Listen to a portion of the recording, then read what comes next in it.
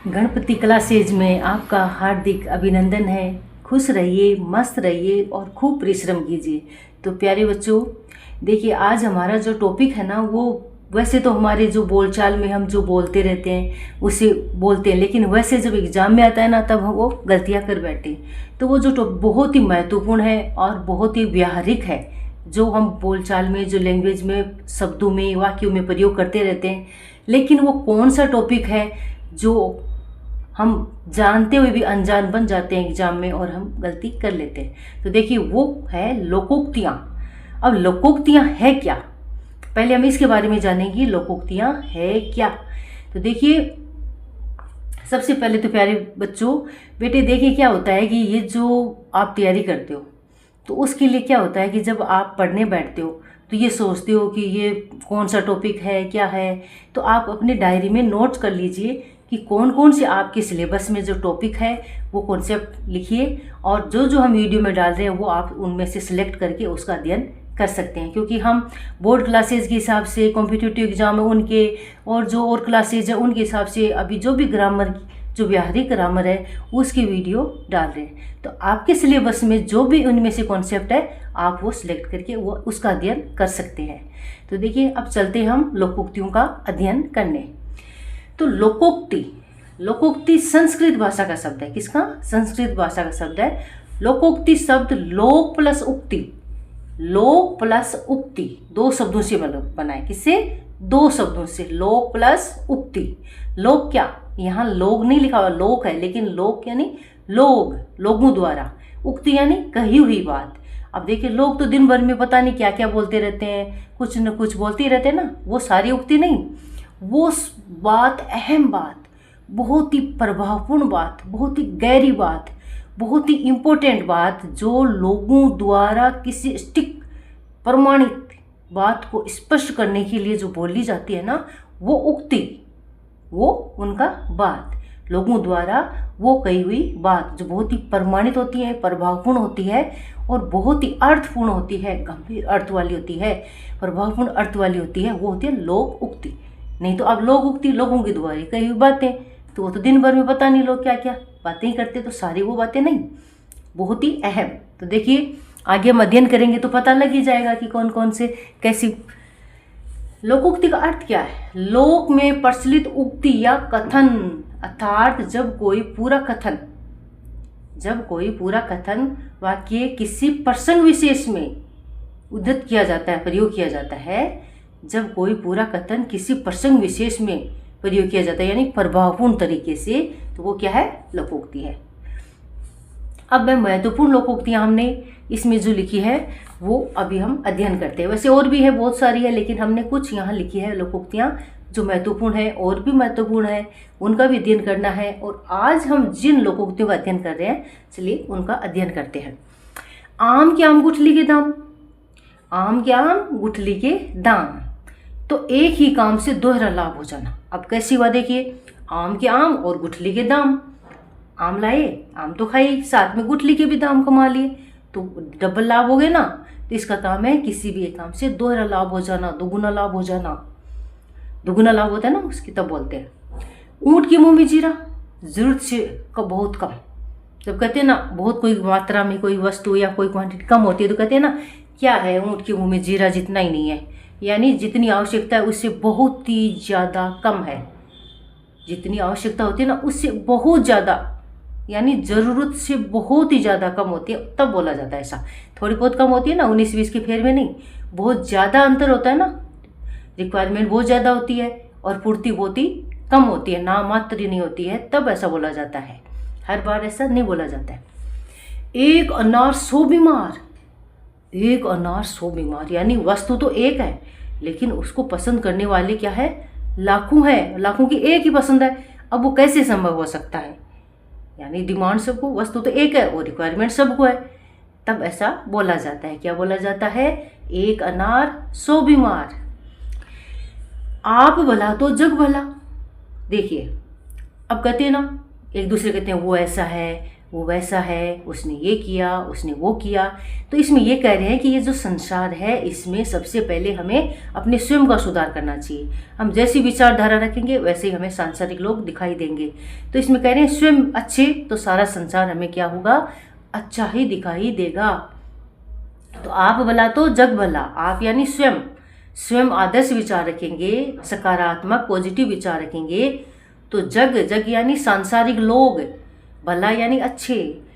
जब हम स्वयं अच्छे आदर्श विचार रखेंगे, सकारात्मक विचार रखेंगे तो हमें सारे सांसारिक लोग कहीं न कहीं सभी अच्छे लगेंगे। मुंह है में राम बगल में छुरी। अब कब कहते हैं, जब कोई छल कपट करता है ना तब। देखने में सजन और दिल से कपटी होना। अब जैसे कैसे, मुंह में राम बगल में छुरी कैसे, अब जैसे रावण आए थे ना भिक्षा लेना, भिक्षाम देहि माई, किसको पूछा था, माता सीता को। और माता सीता ने तो आदर्श विचारधारा किया था, अपनी संस्कृति का प्रमाण दिया। तो उन्होंने एक ऋषि मुनि के जो परंपरागत से जो उनके आदर सत्कार करना चाहिए वैसे किया था। लेकिन उन्होंने क्या किया, उन्होंने छल कपट किया। किसने, रावण ने। मुंह में राम बगल में छुरी, उसने भिक्षाम देहि माई ये वो कितना कुछ बोला आदर्श वचन, और उनके दिल में तो छल कपट था, उनका हरण करना था। किनका, माता सीता का। तो मुंह में राम बगल में छुरी तब होता है जब बोलने में कुछ, हकीकत में कुछ। अपना हाथ जगन्नाथ, यानी अपने हाथों से काम करने पर ही सफल होते हैं। बिल्कुल सच है। कहते हैं ना, स्वयं जब कोई भी कार्य, चाहे वो कितनी संघर्ष से हासिल हो, कितना ही आपको उसमें कठिन मेहनत करनी पड़े, लेकिन आप जब उस कार्य को करोगे और अपने हाथों से अपनी परिश्रम से करोगे तभी सफल हो पाएंगे। दूसरों पे एक बार दो बार सांसारिक जीवन की जो नैया है ना, जो बेड़ा पार लगाने के लिए स्वयं को ही उसमें आपको नाविक बनना पड़ेगा, तभी वो नाव पार इस भवसागर से पार हो सकती है। इसलिए अपने हाथों से ही हमें, यानी शुरुआत तुच्छ ही सही, थोड़ा सा एक पॉइंट से ही सही शुरुआत करनी चाहिए स्वयं से ही। और कोशिश करने वालों को कभी हार नहीं होती, ये तो बिल्कुल सच है। कोशिश तो शुरुआत तो करनी होती है, फिर धीरे धीरे कोशिश बढ़ा देनी चाहिए और सफलता अवश्य मिलती है। तो कह रहे हैं कि अपने हाथों से काम करने पर ही सफल होते हैं। दूसरों पर निर्भर रह के हम सफलता प्राप्त नहीं कर सकते। भले कुछ समय के लिए कुछ हेल्प मिल जाए वो अलग बात है, लेकिन हमेशा हमेशा के लिए भवसागर सफलतापूर्वक पार करने के लिए स्वयं को कठिन परिश्रम करना होता है। डूबते को तिनके का सहारा। अब देखिए, ये कब बोला जाता है ऐसा, जब बहुत बड़ी डूबना यानी बहुत बड़ी मुसीबत में फंस जाना, और उस समय उनको जरा सी भी सहायता मिल जाती है ना तो उनको बहुत ही राहत मिलती है। अब ये कैसे कहते हैं, ये डूबते को तिनके का सहारा ही मीनिंग क्यों लिया। अब आपने कभी घूमते फिरते कभी देखा होगा, कोई जल का स्रोत होता है और उसमें कोई छोटा सा कोई जीव होता है जो बहुत ही सूक्ष्म होता है, और वो उसमें तैर रहा होता है, और उसमें कोई कैसे भी करके थोड़ा सा उसको हेल्प मिल जाए तो वो बाहर आ जाए। वो बहुत ही सूक्ष्म जीव, ऐसा नहीं कोई बहुत बड़ा जीव पानी में है और उसको तिनका दे दिया वो बाहर निकल के आ गया, ऐसा नहीं। बहुत ही छोटा जीव है, प्राणी है, और वो पानी में तड़प रहा है और वो बाहर निकलने की कोशिश कर रहा है, और उसको एक छोटा सा तिनका डाल दो या कोई छोटा पत्ता है तिनका ही डाल दो, क्योंकि हम अभी लोकोक्ति पढ़ रहे हैं कौन सा, डूबते को तिनके का सहारा। तो उस छोटे से प्राणी के पास आप एक छोटा सा तिनका डाल दोगे तो वो क्या करेगा, उसके लिए बहुत बड़ी संजीवनी बन जाएगी।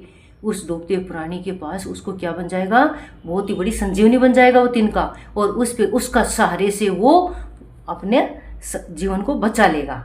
तो इसीलिए कहते हैं डूबते को तिनके का सहारा, यानी मुसीबत में थोड़ी सी भी किसी को सहायता मिल जाती है तो वो उसके लिए बहुत बड़ी सहायता, राहत का काम हो जाता है। होनहार बिरवान की होती चिकनी पात, यानी जो योग्य व्यक्ति है उसके लक्षण बचपन में दिख देते हैं।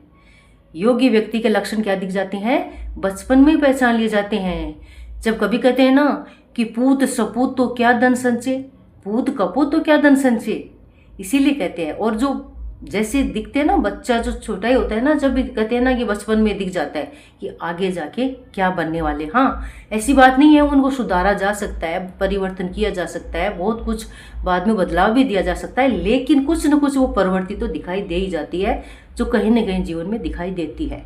इसीलिए ये कहा जाता है सांप को दूध पिलाना। अब ध्यान देखिए, सांप को दूध पिलाना यानी दुष्ट को प्रश्रय देना, आश्रय देना। अब कभी क्या होता है, अब सांप है, उसको दूध पिलाना वो किसी दुष्ट को परिचय देना या उसके विश्वास में आ जाना, उसको आश्रय देना है, क्योंकि अब वो है ना, मुँह में राम बगल में छुरी, किसको पता। अब वो सामने से अच्छा तो हम अच्छा मानेंगे, अब उसके अंदर क्या चल रहा है इसका हमें पता नहीं चलता, और फिर वो वही बात हो जाती है, सांप को दूध पिलाने वाली बात हो जाती है।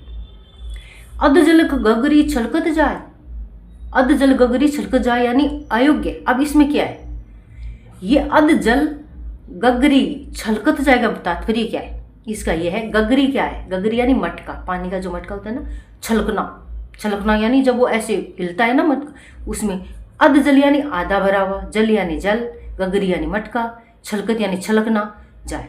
जब मटका जो पूरा भरा हुआ होता है ना, पानी का जो पात्र होता है बड़ा सा, उसको जब पूरा भरा हुआ होगा तो वो छलकेगा नहीं, यानी वो इधर उधर पानी अपना प्रवाह यानी छलकेगा नहीं, बाहर नहीं, ऐसे प्रवाह का उसमें नहीं होगा। और वो जो आधा भरा हुआ होगा, जब गगरी जो मटका पात्र है पानी का वो आधा भरा होगा, और उसको लेके चलने पर क्या होता है, वो उसमें वो अनियंत्रित हो जाता है और बाहर छलकने लग जाता है, बाहर गिरने लग जाता है। इसीलिए कहते हैं अध जल गगरी छलकत जाए, यानी अपूर्ण ज्ञान। अयोग्य व्यक्ति दिखावा अधिक करता है, अयोग्य व्यक्ति होता है वो दिखावा अधिक करता है। अब इसमें अध जल गगरी दिखावा अधिक करने का तात्पर्य क्या है, जब भरा हुआ होगा ना पात्र तो वो पूर्ण रूप से संतुलन में रहेगा, लेकिन आधा जो भरा हुआ होगा ना, वो अध जल यानी आधा जल भरा हुआ गगरी यानी मटका, तो वो क्या होगा, छलकेगा, छलक के बाहर निकलने का प्रयास करेगा, जबकि वो तो पूरा भरा हुआ ही नहीं है, बाहर कैसे आएगा। तो इसीलिए कहते हैं कान भरना चुगली करना। अब ये तो इसमें दूसरा है, देखिए इसमें ये नहीं है आपका, ये तो मुहावरों में आता है, कान भरना चुगली करना, ये इसमें इंक्लूड नहीं है आपका, ध्यान रखना, ये मैंने मुहावरे इंक्लूड इसमें कर दिया है, तो आप इसको नहीं करना है। कान भरना किस में आता है, चुगली करना है, वो मुहावरों में हमने दिया था और ये मुहावरों में इंक्लूड करना आपको, तो इसमें ये नहीं है। आगे कुआ पीछे खाई, हर तरफ संकट होना। अब देखिए ध्यान रखना, कान भरना ये मुहावरा है, आपको इनको लोकोक्तियों में इंक्लूड नहीं करना है, ये है मुहावरा। तो आगे कुआ पीछे खाई ये लोकोक्ति है, तो हम पढ़ रहे हैं। इसमें क्या है, देखिए आगे कुआ पीछे खाई यानी दोनों तरफ संकट होना, हर तरफ संकट ही संकट होना, तब कहते हैं। अब कैसे, जब इंसान के इधर भी परेशानी, ये करे तो भी परेशानी, वो करे तो भी परेशानी, ये काम करे तो भी परेशानी, ना करे तो भी परेशानी, तो ऐसी सिचुएशन में जब इंसान दोहरे संकट में फंस जाता है, ये उधर भी और इधर भी, तब क्या करता है, आगे पीछे कुआ पीछे खाई, दोनों तरफ संकट होते हैं ना, तब हर तरफ परेशानी। अंधेरी नगरी चौपट राजा, जैसा राजा वैसी प्रजा।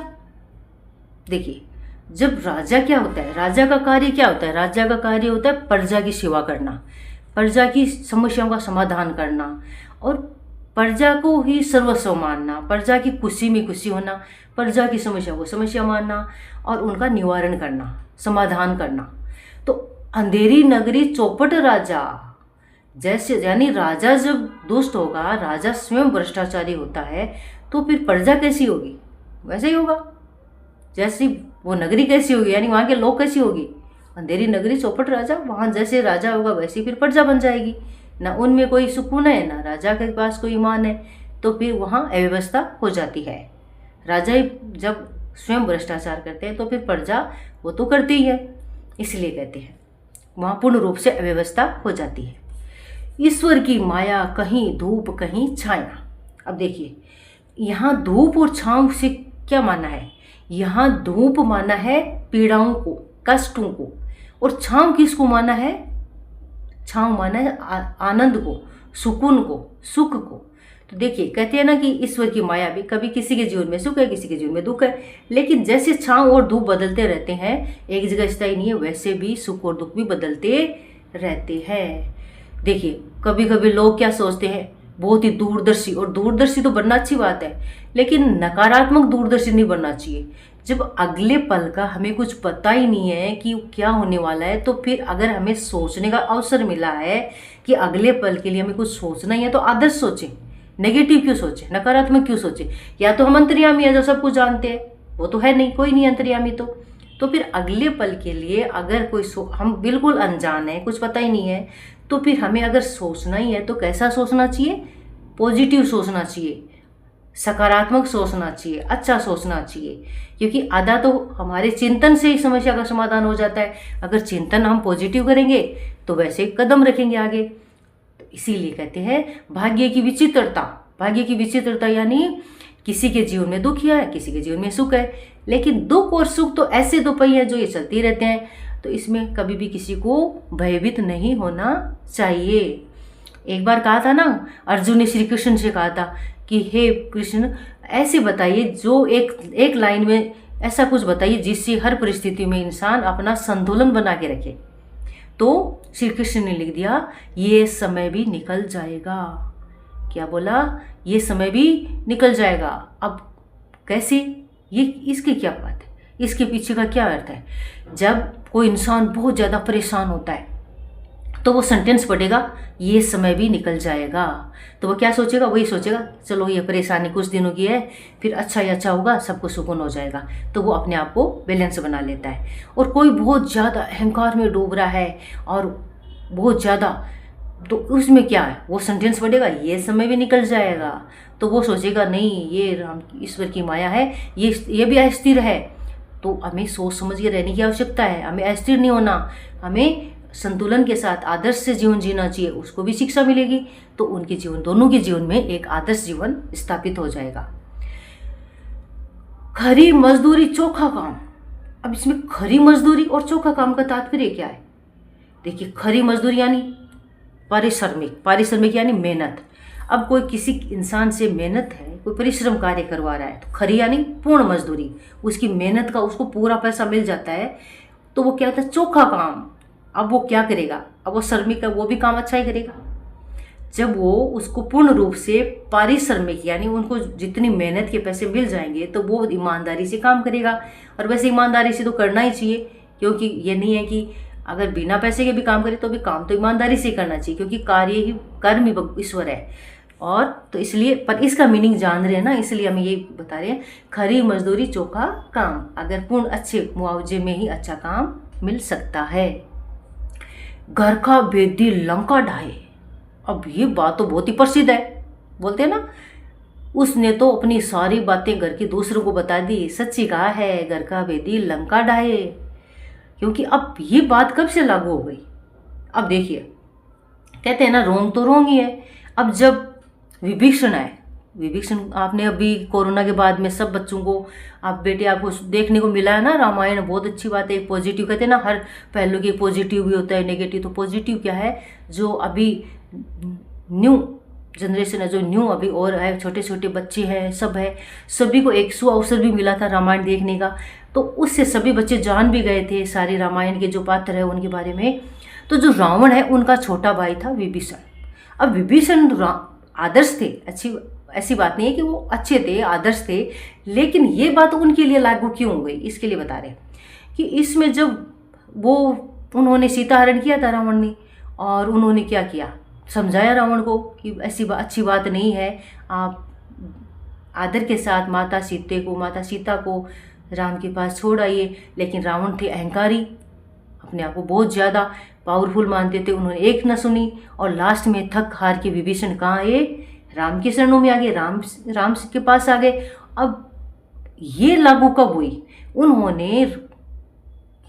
विभीषण ने राम को सब कुछ भेद बता दिए रावण के बारे में, कि राम को ये सब बताए कि रावण कैसे मर सकता है, रावण की वीकनेस पॉइंट क्या है, कहाँ रावण को किन परिस्थितियों में पराजित किया जा सकता है। सारी की सारी बातें किन को बता दी? विभीषण ने राम को बता दी। और उन्हीं की वजह से, यानी उनकी सारी, वैसे तो ईश्वर है, वो तो हमारे ये एक लोक लीला है जो हमें दिखाने के लिए बताई है, वरना श्री राम तो परम पिता परमेश्वर ईश्वर है, वो तो सब कुछ जानते ही हैं। वो सिर्फ हम सांसारिक लोगों को सत्य असत्य समझाने के लिए ये सब एक समांग रचा है रामायण के माध्यम से, जो समझाने का प्रयास किया, एक लोक जीवन को प्रदर्शित करने के लिए, एक सजीव जीवन बताने के लिए। वरना ईश्वर तो सब अंतर्यामी, वो तो सब जानते ही हैं कि रावण कौन है, वो उन्हीं का एक अंश है, वो भी उधर उनको बुराई का अंश है जो रावण को बताया है कि किस प्रकार से बुराई का अंत होता है, किस प्रकार से अच्छाई की जीत होती है। ये सारी बातें बताई गई है रामायण के माध्यम से। तो अब बात आते हैं, मेन हम पॉइंट पे आ रहे हैं, घर का भेदी लंका ढाहे। तो यहाँ जो विभीषण है उन्होंने क्या किया? रावण के सारे भेद बता दिए राम को, राम ने उनका वध कर दिया। अब भले विभीषण ने अच्छा किया राम के साथ आके, लेकिन उन्होंने फिर भी दगा किया। किसके साथ? अपने भाई रावण के साथ। उनको धोखा दिया। तो उनको ये जो इस मामले में हमेशा ही किसको, विभीषण को अच्छा नहीं मानते कि उन्होंने भले ही अच्छा किया लेकिन रावण को धोखा देना अच्छा नहीं किया। तो ये वाला इसके बताया गया है। कोई किसी अपनी घर की बात बताता है ना दूसरों को, तो वो कहते हैं कि घर का विदिर लंका डाहे, क्योंकि जो जब तक अपनी पर्सनल बात घर वाले दूसरों को नहीं बताएंगे ना, तब तक दूसरे वाले कोई किसी का कुछ नहीं बिगाड़ सकते। तो ये ज़रूरी होता है कि ऐसा नहीं करना चाहिए। एक मयान में 2 तलवार, एक स्थान पर 2 उग्र स्वभाव वाले। अब देखिए, एक मयान क्या है? मयान, पहले तो ये मयान का अर्थ जानते क्या है। मयान है तलवार रखने की जगह, तलवार रखी जाती है उसमें। अब एक मयान है, उसमें तलवार तो एक ही रख सकते हैं, 2 तो संभव ही नहीं है। अब उसमें 2 आप रखोगे तो संभव ही नहीं है, यानी बिल्कुल संभव नहीं है। और ऐसा अगर आप विरुद्ध करोगे तो उसका वैसा ही उसका हो जाएगा। क्या हो जाएगा? उसका विरोधाभास हो जाएगा, यानी वो संभव ही नहीं है, उसका परिणाम ही विरुद्ध हो जाएगा, नकारात्मक हो जाएगा उसका परिणाम। जो संभव ही नहीं है उसको आप कोशिश करोगे तो वो स्वतः ही क्या हो जाएगा? स्वतः ही उसका विरुद्ध अर्थ देगा, उसका प्रभाव अच्छा नहीं पड़ेगा। क्योंकि जब एक का स्थान है और उस पर 2 उग्र स्वभाव वाले, यानी उग्र स्वभाव क्यों दिया यहाँ? उग्र स्वभाव दिया ना यहाँ, क्योंकि तलवार को तो उग्र ही मानेंगे। अब पुष्प तो कमल का पुष्प तो है नहीं कि हम उसको सौम्य मानेंगे, खुशबूवान और आनंदित करने वाला। तलवार तो तलवार है, भले ही वो, लेकिन उग्र तलवार है ना। एक मयान में 2 तलवार, तलवार को 2 उग्र का नाम दिया है। तलवार है ना धारदार, क्योंकि वो प्रहार करती है। हर प्रहार करने वाली आदर्श नहीं होती, जो प्राण बचाने वाली होती है वही आदर्श होती है। तो यहाँ ये इसको आदर्श नहीं मान सकते। तो उग्र स्वभाव इसलिए दिया तलवार की वजह से। आधा तीतर आधा बटेर, बिना मेल का होना, अस्थिर हो जाना। अब जैसे मान लीजिए पेपर हिंदी का, आधा हिंदी का दे दिया, आधा केमिस्ट्री का दे दिया, तो वो तो कोई लेना देना ही नहीं है, यानी बेमेल का हो जाना।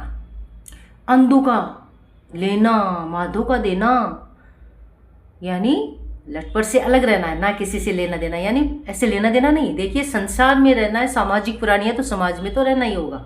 तो सामाजिक परिवेश में रह के एक आदर्श सामाजिक जीवन को जीना होता है, वो तो है, लेकिन फिजूल की बातों का देना है, यानी यहाँ ये जो है ना वो व्यर्थ की बातों से दूर रहना, इसके लिए आया है।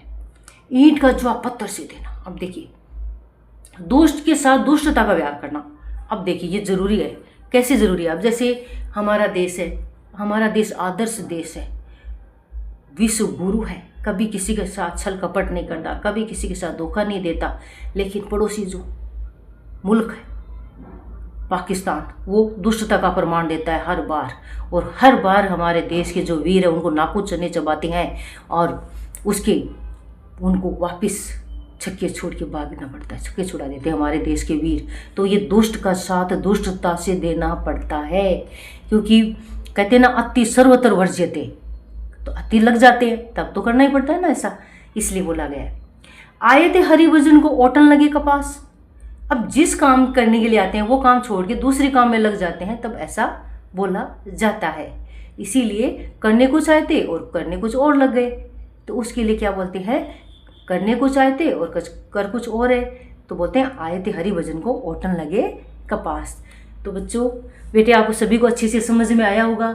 अगर आपको अच्छे से और भी समझना है और ऐसे ही आपको सरल सहज बोधगम्य भाषा में और भी वीडियोज़ देखनी है, अभी तो क्या हमने शुरुआत की है, और इसमें जो बोर्ड के बच्चे हैं जो उनके हिसाब से हम जो भी टॉपिक आ रहे हैं और कोई प्रतियोगिता जो क्लास है उनके लिए, कॉम्पिटिटिव एग्जाम के लिए जो भी टॉपिक हैं अभी डाल रहे हैं, अभी कंटेंट ऐसे मिले जुले आ रहे हैं सबके लिए। तो जो जो आपके सिलेबस में आप वो सिलेक्ट करके उसमें कॉन्सेप्ट क्लियर कर सकते हो। फिर हम नए तरीके से एक कॉन्सेप्ट लेते हैं, एक अलग से एक कंप्लीट पूर्ण पैकेज लेके किसी भी क्लास एज का, वो लिटरेचर भी पढ़ाएंगे हिंदी में, और उसके बाद में आपको हर एक प्रोसीजर से मिलेगा, लिटरेचर में चैप्टर वाइज मिलेगा। और अभी जो ग्रामर के टॉपिक है अभी कुछ और है, वो हम ऐसे सोल्व करेंगे। और ऐसे ही समझने के लिए वीडियोज़ को लाइक और सब्सक्राइब कीजिए, अपने दोस्तों में शेयर कीजिए और अपनी सेहत का विशेष ध्यान रखिए, क्योंकि जान है तो जहान है, हेल्थ इज़ वेल्थ। तो बिल्कुल भी आपको नज़रअंदाज नहीं करना है, अपने हेल्थ का पूर्ण रूप से आपको ध्यान रखना है। पढ़ाई भी करनी है, अपनी हेल्थ का भी ध्यान रखना है। तो आपने वीडियो देखा, समझा, इसके लिए थैंक यू सो मच।